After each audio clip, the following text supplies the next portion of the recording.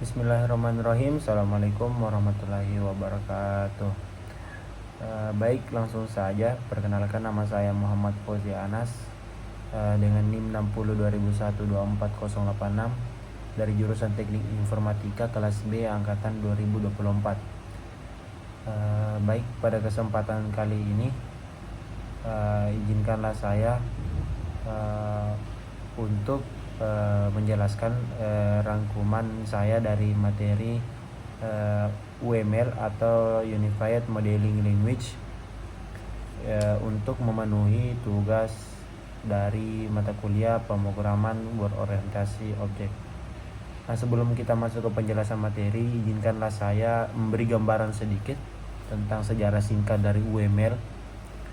Jadi konsep UML ini adalah konsep analisis dan perencanaan berorientasi objek. Nah, UML ini mulai muncul di tahun 1970-an hingga 1980-an.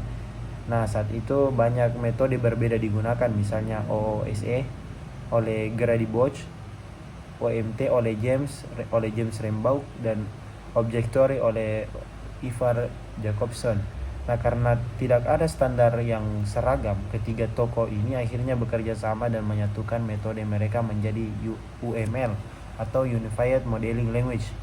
Nah, UML ini pertama kali dikembangkan oleh Rational Software Co. dan hingga kini menjadi standar internasional dalam pemodelan sistem perangkat lunak. Baik, kita langsung masuk saja ke penjelasan dari materi ini setelah melewati sejarah sedikit tentang materi UML ini. Jadi UML atau Unified Modeling Language adalah bahasa standar untuk memodelkan sistem berorientasi objek secara visual. Nah, dengan UML ini kita bisa menggambarkan struktur dan perilaku dari sebuah sistem dalam bentuk diagram. Nah, adapun UML ini berfungsi seperti blueprint atau rancangan bangunan pada perangkat lunak. UML ini membantu pengembang untuk memahami dan membuat sistem dengan jelas. Adapun tujuan UML yang antara lain, yang pertama itu menyediakan bahasa pemodelan visual yang mudah dipahami banyak pihak. Yang kedua, menyatukan berbagai metode pemodelan yang ada. Yang ketiga, memberikan gambaran lengkap sistem tidak hanya dalam bentuk kode.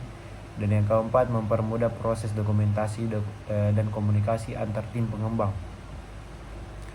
Adapun bangunan dasar dari UML ini, dalam UML ini terdapat 3 balok bangunan utama, yaitu things, relationship, dan diagrams.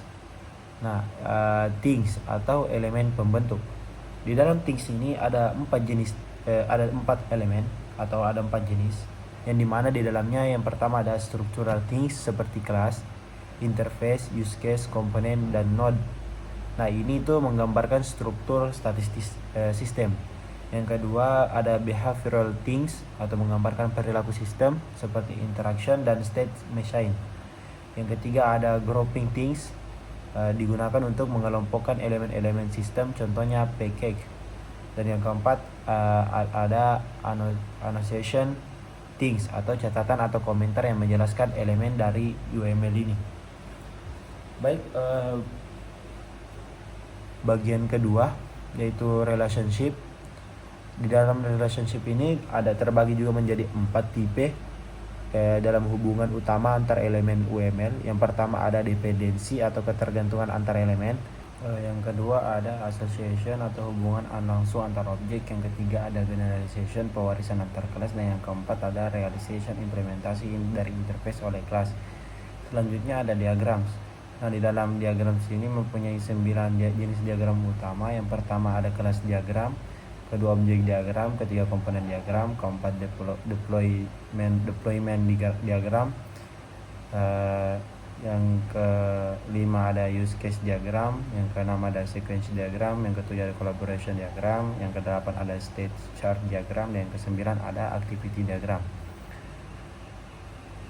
Nah, adapun langkah-langkah untuk membuat UML ini, yang pertama itu membuat functional recruitment. Yang kedua ada membuat use case diagram, yang ketiga ada membuat kelas diagram, yang keempat membuat sequence diagram, yang kelima membuat activity diagram. Nah, mungkin itulah dari penjelasan materi UML. Jadi kesimpulan dari Rangkuman saya ini, UML itu atau Unified Modeling Language adalah bahasa pemodelan standar yang membantu kita merancang sistem berorientasi objek secara visual. Nah, tujuannya untuk